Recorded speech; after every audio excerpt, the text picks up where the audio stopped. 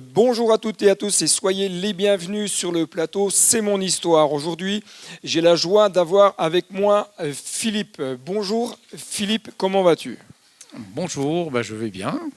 Voilà, je suis content d'être avec vous. Alors Philippe, merci tout d'abord de te prêter au jeu, de pouvoir partager ton histoire, ce que Dieu a fait dans ta vie. Alors le principe, tu le connais, je pose quelques petites questions, et puis à toi de nous partager ce que Dieu a déposé sur ton cœur. Comment, par exemple, la première question, c'est est-ce que tu peux nous parler de toi, qui tu es, quel est ton travail, est-ce que tu es marié, etc., etc. D'accord, donc tu l'as dit, je m'appelle Philippe.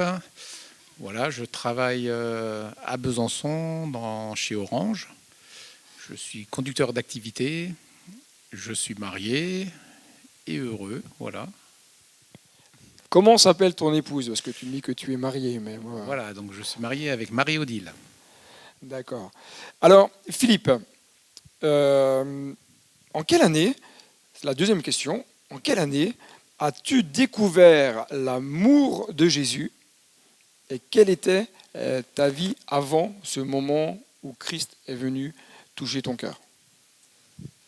Voilà, donc c'est en 1993 que j'ai vraiment rencontré Jésus et que je me suis engagé avec lui. Avant de le connaître, ma vie, j'avais un gros problème dans ma vie, c'était la dépression. Donc à l'âge de 17 ans, j'ai fait une grosse dépression et qui a été même jusqu'à une tentative de suicide à 18 ans, tellement j'étais mal dans ma peau et il y avait un réel mal-être. Et donc j'ai cherché surtout dans les loisirs, dans la musique, dans le théâtre, à essayer d'oublier ce mal-être et d'en guérir. Mais voilà, tu t'en doutes, ça ne m'a pas guéri. J'ai même été voir un psychiatre à un moment donné pendant 2 ans et demi, jusqu'au jour où j'ai entendu parler de Jésus.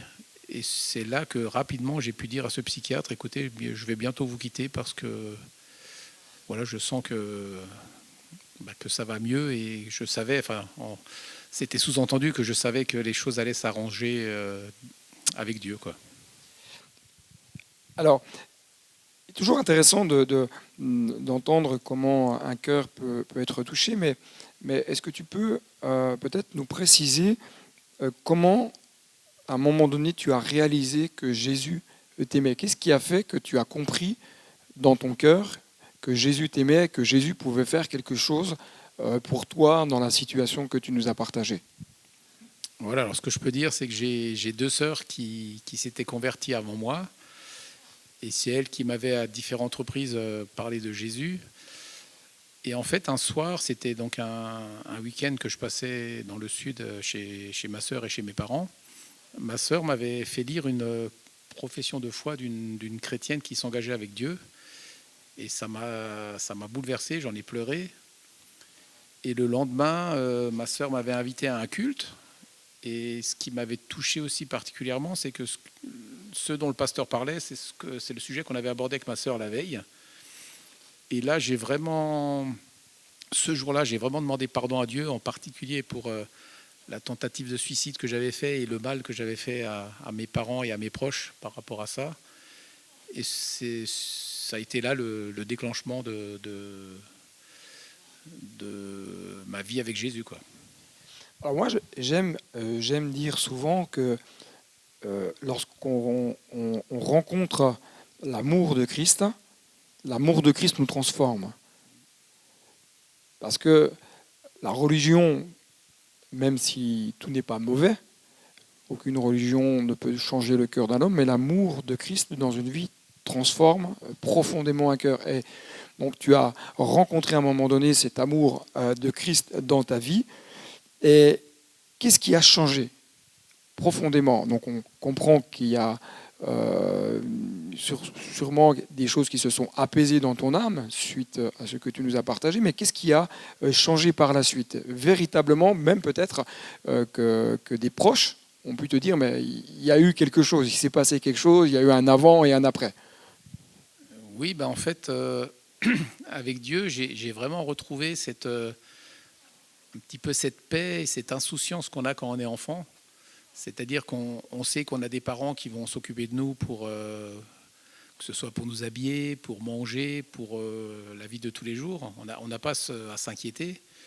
Et j'ai vraiment retrouvé cette paix d'enfant que j'avais perdue avec tous les soucis d'adulte.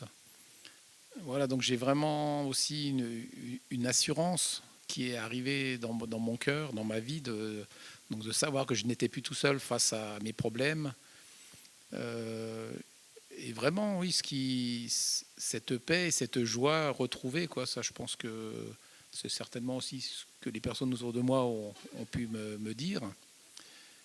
Et il y avait aussi vraiment une question assez fondamentale, qu'est-ce qui se passe après notre passage sur Terre? Et donc de savoir que ma vie maintenant était entre les mains de Dieu et qu'un jour je serai auprès de lui, quoi. Lorsqu'on vient de rencontrer Jésus, on se rend compte que Dieu répond à la prière, et cela dans de nombreux domaines de notre vie. Philippe, est-ce qu'il y a une dernière prière que Dieu a exaucée? Quelle est la dernière prière que tu as faite à Dieu et à laquelle Dieu a répondu? Donc c'est peut-être pas la dernière, mais c'est dans une des dernières qui m'a vraiment marqué. Il y avait... Comment dire, il y avait comme un froid, comme un mur entre un couple d'amis et moi. Et ça me travaillait vraiment. À chaque fois que je les voyais, voilà, il y avait un mal-être. Et j'ai vraiment prié quelque temps pour ça. Et vraiment, Dieu a changé les choses. Vraiment, maintenant, quand on se voit, on parle de tout et de rien, mais en tout cas, vraiment de manière apaisée. Donc voilà, c'était vraiment une réponse qui m'a vraiment touché, quoi. On se rend compte que Dieu agit dans différents domaines. Dans le domaine matériel, dans le domaine émotionnel, dans le domaine spirituel. Et il y a des choses qui naissent dans nos cœurs, du fait que nos vies s'apaisent, se stabilisent. Et quel est ton plus grand désir aujourd'hui avec Dieu? Je pense que mon plus grand désir, c'est de le connaître et d'être avec lui, donc de le connaître face à face.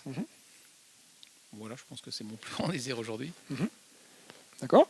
Et en fin de compte, alors, toi, ton désir, c'est de voir celui qui un jour a donné sa vie pour toi. De pouvoir le voir face à face, de découvrir, mieux le connaître encore. Mais que dirais-tu à une personne qui ne le connaît pas aujourd'hui? Qu'est-ce que tu pourrais lui dire tout simplement? Je pense que je lui dirais que Dieu a transformé ma vie, et que quels que soient les soucis ou les problèmes que cette personne peut rencontrer, il y a vraiment, Dieu a vraiment des solutions pour cette personne, qu'elle peut changer sa vie, et si la porte s'ouvre, je lui parlerai aussi du salut, quoi, parce que voilà, je crois que c'est ça aussi une question vraiment fondamentale de savoir qu'est-ce qui se passe le jour où on quitte cette terre, quoi.